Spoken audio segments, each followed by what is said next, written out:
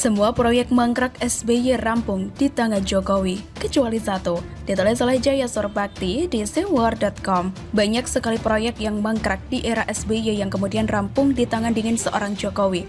Bukan cuma proyek yang tersendat karena ketidaktegasan sistem kepemimpinan di masa lalu dan rumitnya birokrasi, juga proyek yang sepertinya sudah mustahil untuk diselesaikan pun kelar tanpa tersisa oleh jerih payah Jokowi. Sebut saja proyek SPAM unggulan di Pasuruan, proyek Bandara Kertajati di Majalengka, proyek ruas tol Pemalang Semarang di Jawa Tengah, proyek ruas tol Cimanggis Cibitung di Jawa Barat, proyek 2 bendungan anti banjir Jakarta di Sukamahi dan Ciawi. Ada juga proyek PLTU di Batang, proyek tol Trans Sumatera, proyek ruas tol Jor 2, proyek jembatan Merah Putih di Ambon, dan banyak lagi. Terlalu banyak untuk disebutkan semua di sini. Untuk proyek kereta api pengangkut batubara di Kalimantan Tengah dan proyek Wisma Atlet Hambalang pun dalam waktu dekat akan segera dirampungkan juga. Untung, Indonesia dianugerahi seorang Jokowi yang pekerja keras dan cerdas, sehingga proyek mangkrak yang berpotensi merugikan keuangan negara itu pun bisa diubah menjadi potensi investasi dan ladang pendapatan buat negara. Namun, ada satu proyek mangkrak SBY yang sepertinya akan sulit bagi Jokowi untuk menggarapnya juga, yaitu proyek SBY ingin anaknya menjadi pejabat di negeri ini. Sejak ditarik dari kesatuannya di militer dan patut diduga dipaksa masuk ke kontestasi Pilgub DKI Jakarta, AHY adalah salah satu proyek SBY untuk kelak menjadi penerusnya di dunia perpolitikan tanah air. Dengan diikut-sertakan tanpa angin dan hujan sebagai cagup di DKI, SBY ingin agar AHY bisa menjadi salah satu anak bangsa yang berkecimpung di dunia birokrasi. Namun apa daya, proyek itu langsung gagal pada langkah pertama. Tidak patah arang, SBY lalu menempatkannya sebagai ketua Kogasma di partai. Ini pun sepertinya tidak berhasil kalau dilihat dari perolehan suara partai saat pilkada terakhir. Namun bukannya sadar bahwa proyek kali ini pun bakal mangkrak, SBY justru memaksa kehijauan seorang AHY untuk segera menjadi kuning, matang. Terserah, mau disebut matang karbit, matang digigit ulat, bodoh amat. Yang penting AHY kemudian menjadi ketua umum sebuah partai. Dengan demikian SBY berharap Jokowi mau melirik. Ya, barangkali posisi-posisi menteri lah, atau kalau gak ada, wakil menteri pun jadilah. Kalau itu pun tidak ada juga, wakilnya wakil menteri pun boleh. Yang penting ada jabatan lah. Masa dari semua peserta kontestasi Pilgub DKI, cuma dia sendiri yang tidak ada jabatan di negeri ini. Apa nggak mandang? Aku itu presiden 2 kali loh, haji pula. Kira-kira begitulah rintihan batin seorang SBY. Kalau selama ini SBY bisa tenang dengan kemangkrakan proyeknya yang pasti akan dirampungkan Jokowi satu persatu, maka akan sangat sulit untuk proyek AHY menjadi pejabat di era Jokowi ini. Bukan hanya karena tidak ada posisi yang tepat buat orang yang tidak punya pengalaman sebelumnya, tapi yang paling jelas adalah AHY tidak punya kapasitas apa-apa untuk diberikan amanah dan kepercayaan. Tidak usah jauh-jauh, hanya di era kepemimpinannya di Partai Demokrat, partai yang tadinya begitu solid, bahkan saat diterpa tragedi generasi terkorup pun mereka tetap solid. Tapi kenapa saat AHY ketum malah terjadi gonjang-ganjing? Bukan cuma ancaman dualisme kepengurusan, musnahnya Partai Demokrat dari peta perpolitikan pun bisa saja terjadi. Kalau AHY tetap tidak menyadari bahwa solusi internal partainya bukan otot-ototan, tapi rangkul-rangkulan. Tapi tentu seorang AHY akan sulit mengerti, karena memang dia belum saatnya untuk mengerti. Seperti kata mantan koleganya sendiri, dia tidak pernah mendaki untuk berada di puncak. Maka, sekarang dia tidak mengerti bagaimana cara turun dari puncak untuk menarik orang-orang yang tercerai-berai, karena mengikuti dirinya yang tak tahu arah. Semua faktor seperti ini yang membuat sulit bagi Jokowi untuk memberikan kepercayaan dan merampungkan proyek mangkrak SBY yang satu ini. Bisa jadi, ini akan menjadi mangkrak semangkrak-mangkraknya. Apalagi kalau sampai Partai Demokrat kubu KLB membawa kasus dualisme partai ke PT UN. Jangankan nama Partai Demokrat, nama AHY pun bisa-bisa hilang dari catatan perpolitikan negeri. PDIP Jokowi rajai 3 survei. Ganjar potensial, Prabowo berjuang, jika Anies emang bisa. Ditulis oleh Nina Nur di sewar.com. Hasil survei itu selalu menarik, apalagi kalau surveinya cukup komprehensif seperti yang dirilis oleh Carta Politika dan SMRC. Tidak hanya berisi soal elektabilitas partai dan Capres 2024, juga berisi tentang penilaian terhadap kinerja pemerintah dan situasi ekonomi atau politik. serta isu-isu terkini, ada 3 lembaga yang baru saja merilis hasil survei mereka, yakni Carta Politika Indonesia, SMRC, dan Polmark Indonesia. Kita akan fokus pada penilaian terhadap kinerja pemerintahan Presiden Jokowi, elektabilitas partai politik, dan elektabilitas capres. Dari ketiga survei, ada kesamaan yang sangat penting untuk dikemukakan.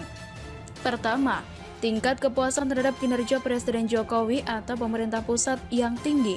Kedua, elektabilitas PDIP yang paling tinggi dan satu-satunya yang berada di atas 20%. Dua hal ini berhubungan dan saling menguatkan. Kita lihat dulu datanya. Carta Politika memberikan angka 65,3%, SMRC 77%, dan Polmark 71,8% untuk penilaian kepuasan publik terhadap kinerja Presiden Jokowi. Dalam survei Carta Politika ada pula penilaian optimisme terhadap kondisi ekonomi. Yang optimis lebih banyak, yakni 62,1%. Sedangkan dalam survei SMRC ada rilis tentang kepuasan terhadap kerja pemerintah pusat menangani pandemi COVID-19, di mana yang puas mencapai 69%. Survei SMRC juga merilis soal kepuasan terhadap kerja pemerintahan pusat menangani pemulihan ekonomi akibat pandemi COVID-19, yakni 61%. Semua angka tinggi ya, mencerminkan kepercayaan publik dan kesuksesan Presiden Jokowi memutuskan berbagai kebijakan yang berpengaruh terhadap kondisi sosial ekonomi dalam masa pandemi. Presiden Jokowi sudah on the right track, tidak menerapkan total lockdown, terus memberikan stimulasi ekonomi, sambil tarik ulur dalam memberikan kelonggaran buat masyarakat beraktivitas. Semua dibuat fleksibel, seperti sudah leluasannya warga masyarakat bepergian keluar kota. Namun, di sisi lain ada pelarangan mudik dari pemerintah. Presiden Jokowi pun sudah mulai belusukan dan berkeliling ke berbagai daerah meresmikan berbagai proyek. Ini memberi sinyal dan dukungan yang positif untuk meningkatkan optimisme warga masyarakat maupun pasar. Di sisi lain, tingkat kepuasan terhadap kinerja Presiden Jokowi yang tinggi akan memberikan imbas politis, memperkuat tulisan saya sebelumnya yang menyebut bahwa pada pemilu 2024 Jokowi punya potensi menjadi kingmaker terkuat. Seperti halnya dalam Pileg, ada pula efek kotail dari tingkat kepuasan tinggi terhadap Presiden Jokowi pada partai pendukungnya. Dalam hal ini PDIP. Efek ini besar buat PDIP dan saya kira jadi unsur terbesar yang mampu mempertahankan tingkat elektabilitas PDIP dalam 3 rilis survei, di mana semuanya ada di kisaran 20% dan tidak ada partai lain yang mampu menyamainya. Dalam survei Carta Politika, PDIP di urutan teratas dengan perolehan 20,7% dan Gerindra di tempat kedua dengan angka 14,2%. Dalam survei SMRC, PDIP juga nomor 1 dengan angka 24,9%, berikutnya Golkar dan Gerindra dengan angka sama 11,6%. Sedangkan di survei Polmark, PDIP mendapatkan angka 20,3%, disusul Gerindra dengan angka 10,5%. Sekarang kita ke bagian Capres, ada yang menarik dirilis survei SMRC, yakni nama Jokowi berada di urutan pertama dalam top of mind Capres. Top of mind itu artinya apa atau siapa yang paling diingat ketika kita diminta untuk memikirkan suatu topik. Presiden Jokowi di urutan pertama top of mind dengan angka 15,2%, disusul oleh Prabowo 13,4%, Ganjar Pranowo 6,1%, Anies Baswedan 5,4%, dan Sandiaga Uno 3,1%. Carta Politika mengadakan 2 simulasi Capres, 12 nama dan 5 nama. Hasilnya, Prabowo di tempat teratas disusul oleh Ganjar Pranowo. Sementara SMRC mengadakan lebih banyak skema simulasi. Dari top of mind, semi terbuka 42 nama, lalu simulasi 15 nama. Berikut hasilnya. Kemudian ada pula perhitungan berjenjang yang diawali dengan survei tingkat dikenalnya nama tokoh, di mana Prabowo menempati posisi teratas dengan angka 96%. Lalu diambil 7 nama teratas yang memiliki angka di atas 50%. Ditanyakan lagi kepada responden terkait yang tahu ke-7 tokoh itu siapa. Siapa yang akan dipilih jadi presiden? Hasilnya, nama Ganjar berada di paling atas jika nama Jokowi tidak disertakan. SMRC pun berkesimpulan bahwa jika setiap capres dikenal oleh masyarakat, maka yang paling tinggi potensinya untuk menang adalah Ganjar Pranowo. Jika nama Jokowi tidak diikutkan, maka pemilih Jokowi paling banyak pindah ke Ganjar. Begitu pula pemilih yang puas dengan hasil kerja Jokowi akan lebih banyak mendukung Ganjar. Walaupun Prabowo menempati posisi teratas, namun masih belum meyakinkan. Suara spontan yang memilih Prabowo hanya belasan persen. Sedangkan, dalam simulasi semi terbuka dan tertutup, suara Prabowo masih di angka 20-an persen. Masih jauh dari Jokowi dulu yang mencapai 30%. Polmetrics mengeluarkan survei yang berbeda, tidak dalam bentuk perorangan, melainkan pasangan capres atau cawapres. Prabowo dipasangkan dengan Puan Maharani sebagai representasi dua kekuatan politik terbesar. JK sebagai tokoh senior yang mampu merangkul banyak kekuatan politik, dipasangkan dengan Anies yang dinilai memiliki elektabilitas tinggi. Ganjar dan Kofifa sebagai kombinasi figur nasionalis dan Islam Nahdlatul Ulama, disertai pengalaman sebagai gubernur dua provinsi terpadat. RK dan AHY sebagai figur muda, didukung mesin politik yang solid dan masa yang lebih cair. Walaupun Prabowo Puan menempati urutan teratas, menurut Polmetrik, mereka masih harus bekerja keras untuk mendongkrak angkanya agar bisa memenangkan pertarungan di 2024. Menurut saya pasangan JK Anies agak maksa sih. Nama JK sama sekali tidak muncul di hasil survei Carta Politika maupun SMRC.